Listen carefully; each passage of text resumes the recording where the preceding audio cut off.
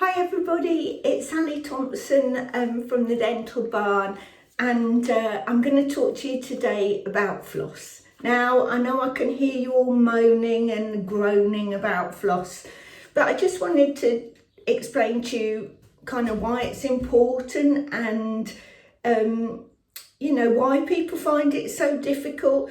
Again, it's one of those things, it's getting into a routine, it's doing it regularly. Try it once and it'll be a disaster. So I will give you a slight tip though. I love minty flavoured floss because it's not so gunky. But don't put your contact lenses in when you've got minty fingers after doing your floss. I've just learnt that lesson and it absolutely kills. So just a quick warning there. So my favourite make is Oral-B satin tape. Now the difference between tape and floss is that tape's more like a ribbon, and you'd think, oh my lord, that's even fatter and even harder to use, but actually it's a lot easier to use because it's really slippery. So even if you've got very tight teeth, it goes in easily. So a little trick on holding floss. Now all the guides will tell you to wind your fingers like that, but the trouble with that is the ends of your fingers go blue and they start to fall off. So what I do is you need a bit about, 40 centimetres, something like that, 30 centimetres.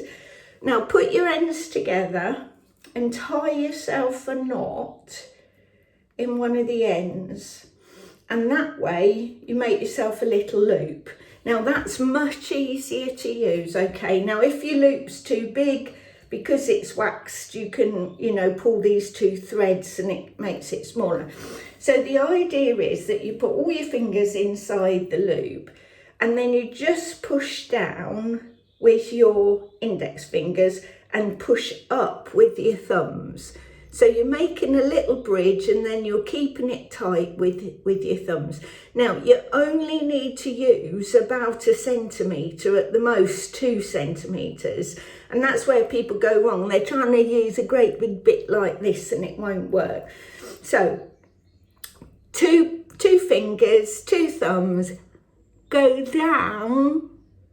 And then I'll show you on my top teeth.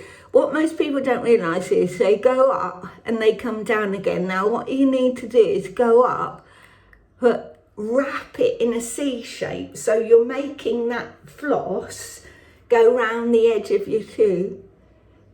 Now, I don't know whether you can see, I can go under the gum there. Now that's perfectly okay, because that's a little free space. So you need to go up until you come to like a little resistance, but don't be frightened, going quite up. So you make it in a C and then you wipe up and down the side of the tooth.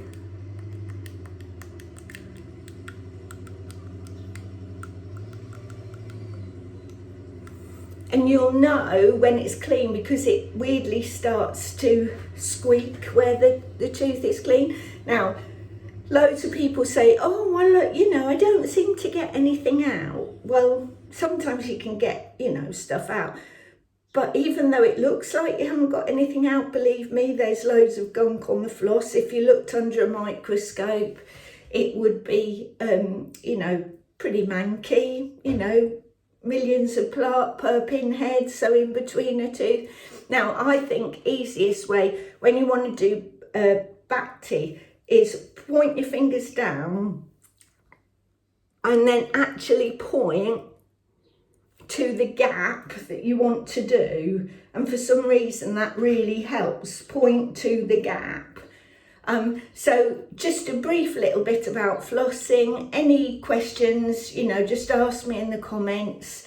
Obviously other makes are available, but Oral-B satin tape is my favourite. Take care, bye.